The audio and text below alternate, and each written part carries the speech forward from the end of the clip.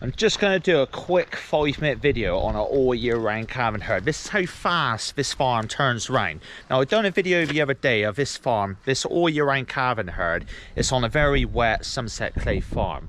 Oxford clay we're on, green sand on top of clay. It's not ideal because green sand's soft anyway, and then you've got clay underneath. So this is the farm here. The cows are in at night. I'll show you them in a minute. Beautiful scenery. If that cattle box went in the way, it'd be even more better. Calves here, we've had a colossal amount of rain today, so we've kept them in tonight because it's just too soft and mushy through the gateways and out in the field. And the cows on top are milking exceptionally well, so we thought we'd bring them in on silage. They've been eating silage about 10-15 kilos each a day and going out on grass just to keep their guts level, but tonight they're going to stay in there. A lot happier in. We're due a lot more rain, so they will stay in for now, but who knows how long they will stay in. We're not afraid to put them back out day and night if the weather turns, but we'll see. Here's our calves here, calves in calf huts. These are a few of our youngest ones here. This is the rain we've had has made it wet, very wet outside and boggy, so dry inside where they've been sat during all this heavy rain, this heavy thundery shower rain we've had this afternoon and throughout the week. It's gone from exceptionally dry last month to horrendously wet now. Us British dairy farmers, this is what we have to deal with on a usual basis in the summer. Very changeable, turbulent weather we go through all the time, so it's not uncommon for us, but it is hard work. So tomorrow morning when we feed these, we will straw these again outside. These huts work extremely well for calves. Calf health is really good. It's just a lot more work. You've got to put a lot more effort in because it's more strawing down. But you do all that, it does work well, and the calves do put good weight on. Here's the milking cows here. We've got a tractor lined up ready to push the silage up. I'll push that up in a minute. This is afternoon, late afternoon, 6 o'clock. We finished milking. We milk these twice a day, 4 in the morning and 3 in the afternoon. We've just finished. I'm going to push the silage up, turn the lights on tonight, and then we're done. Silage pusher here for pushing up silage. This farm is completely floor fed. Everything is floor fed. Dry cows, young stock, milking cows, all through a diet feeder. So nothing is like fed on anything else other than feed. This is just pure silage down here for these cows, and we've got 1 kilo of concentrate in, dairy cow cake, purely because we don't want to buy blend at the moment, so we'll just run on cow cake. As you can see, they are stuffed tonight. They're probably not going to eat all this. So these cows here, I said they were getting about 10 to 15 kilos of silage each. This is a lot more tonight because they're going to be in all night and they're not going to get no grass tonight. They go out tomorrow morning straight away as soon as they're milked and get grass out in the field. We have got plenty of grass out in the field. Once a day these cows will track out really well, but not twice a day. They will start making a mess. We lack cow tracks on this farm. That's our biggest downfall on this farm, is cow tracks. So you've got to go from field to field in this time of year, because we've done a lot of summer now. It gets a little bit harder on the grazing. They've got to travel further. Like I said though, these cows are really settled tonight. Nice and airy in the shed, that's why we would keep them in. If we had any other shed, we probably would stick it out and send them out, but because the sheds are so good for them, they're on sand bedding, plenty of airflow going through. Health wise, mastitis wise, going through the winter with sand bedding and this nice airy shed, mastitis, cell counts, no trouble on this farm.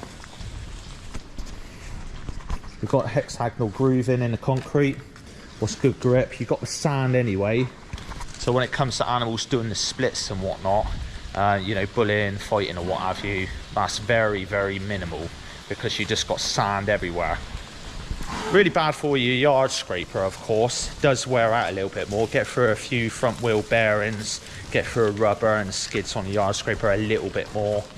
But I'd say overall the sand would definitely be better if you can put up with the repairs on your machines. This is one shed. This shed is all joint up, but it is 3 sheds all together. You've got your stanchions come down through the middle, so it's not completely clear span, but it's clear enough to look through the whole lot. Yorkshire boarding down the bottom.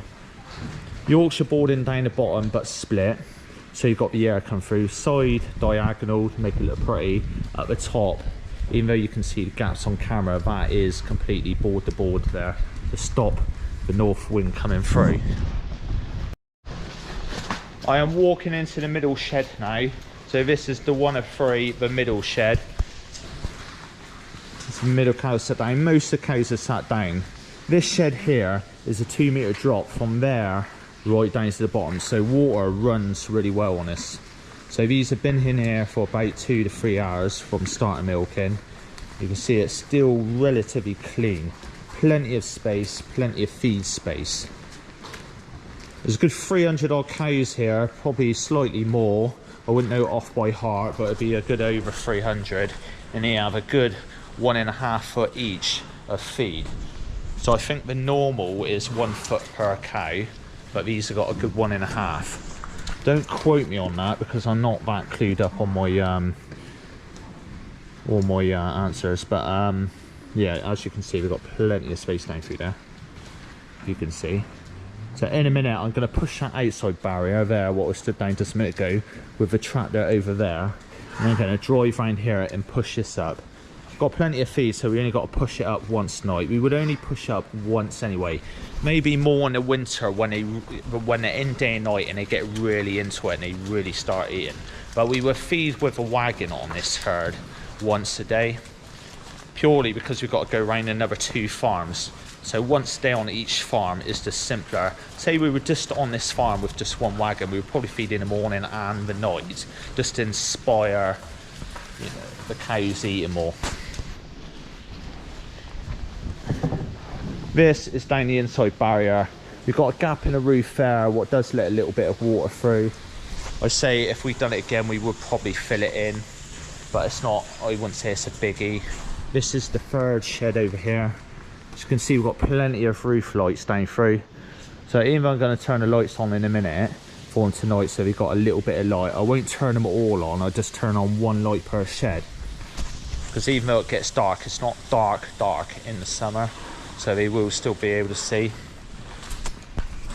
All the barriers are just 1 rail and you've got 2 boards. This is 8 inches higher than where they stood, so they haven't got to reach as far for their food.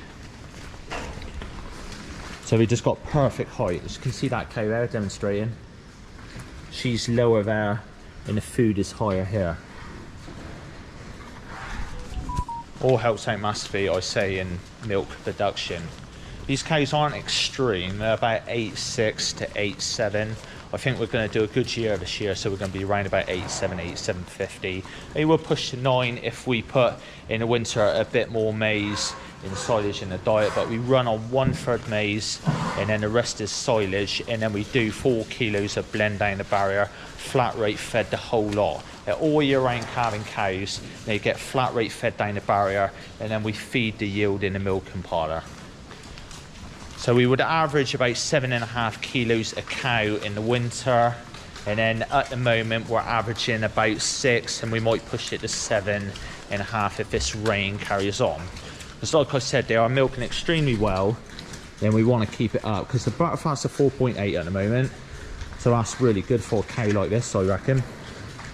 A cow like this, butterfats are good, and they're averaging about 26, 25.5 over the last week. So it's up and down a little bit because of the grazing. They've gone out once a day, they've been going out twice a day, day and night, so the milk is a little bit up and down with the weather.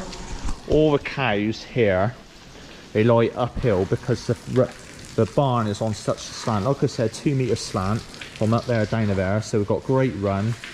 It doesn't take long to scrape out, but they all sit uphill. You get the odd one sit downhill, but not many. As you can see, I can't see a single cow sat downhill at the moment. They're all facing that way. This cow here is from the spring calving unit. She must have fell out of block and still been milking really well, so she come down here. We probably do about 30 a year from that farm to here. Good cows what don't get in calf or just fall out of the block and milk well. The rest we were barren off what don't. So we pick them out ourselves. Each cow's got a collar. This cow here is collar upside down, 2877. A GEA responder collar. That is auto ID going into the parlour to tell her all her stats and whatnot, and we feed the cake. No bulling though. We just spot the bullet. We got no bulling instruments at all. The only way we spot bulling in these cows is purely by eye. Whilst I was walking around doing this video, I spotted a couple bullers here. Here's one here, and here's one here. So what I'll do now is I'll take her number, and then I'll put it on our WhatsApp group. We've got a farm WhatsApp group for this farm. We've got a farm WhatsApp group for each farm, and it's majority of just putting buller numbers on there so we can put them on the computer when we're like on the farm. And on this farm, everything goes back to our computer, our GEA dairy plan system, and we log the bullers on there, so we've got a list of ready to PD. And then on the other farms we have no computers, it's just paint, and we got herd watch and what have you for others. Completely different systems, but it all is down to the cowmen on each farm what they want to do, so it's their choice. But all three different systems all work extremely well. So those three there, I can see them now. I got a log day on the WhatsApp group, and then tomorrow we go on a computer, anything on that WhatsApp group, whoever's written one down, it could be 5, between 5 and 10, do them on a computer, and then that's done for the day. The silage push is pretty standard. We've had it for about 10 years now. We've got another one up on the autumn unit too, because that's floor fed with the cows. There's bunkers up on the spring unit, so we don't need one. Pros and cons with floor feeding and bunkers. Bunkers you've got to clean out, but then again you ain't got to push the grub up. I say you've got to clean them out about once a week, or if someone overfeeds or the cows or climate change or what have you, it might be a little bit more often, but you've got to make sure you clean them out. Here it is extremely easy, because if they leave a bit behind, you just scrape out with a scraper. It's just scraping out these passageways, so very easy. But the pusher upper has got to push it up, but then again you've got to come out and you've got to push it up at night or just after milking. You've got to push it up nice and tight if you're going to go out, because it will affect milk yield. But then again, when you're out here like me doing this, you get a good look over the buildings to see if anything's bulling, to see if animal health's all good, if all the cows are happy and whatnot, nothing's like slipped over or what have you, or done any damage, or someone's left a gate open, it's swinging in the wind. So that is a benefit, just doing that. Let me show you like a, not a drone look, but me just standing at high, so you can see a whole array of the barn in a minute. There you go, calf huts there, tractor there. First barrier here, cows eating. And over there you've got the centre passageway in the barn. Got a few cows outside here. You can shut them in the winter so they're not walking out here, but we thought we'd let them have a bit of air tonight and a bit more space. But looking very settled and very quiet too. Not a single cow blaring or anything there. They are completely settled.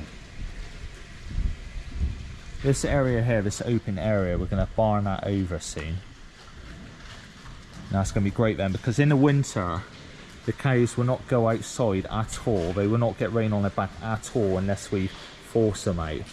Well, I think that will, because they go out in the summer it's alright, but in the winter I think it'd be good, because the cows will always come in nice and dry in the parlour. No rain dripping off them. You get a lot of rain out here in the winter and the cows are coming dripping water and whatnot, but they will be under one roof and they would go in and out the milking parlour dry and into the shed dry and eat their feed in the dry. Right, come and look at this. So I sound really excited, but it's not that exciting. But I found a cow sat downhill.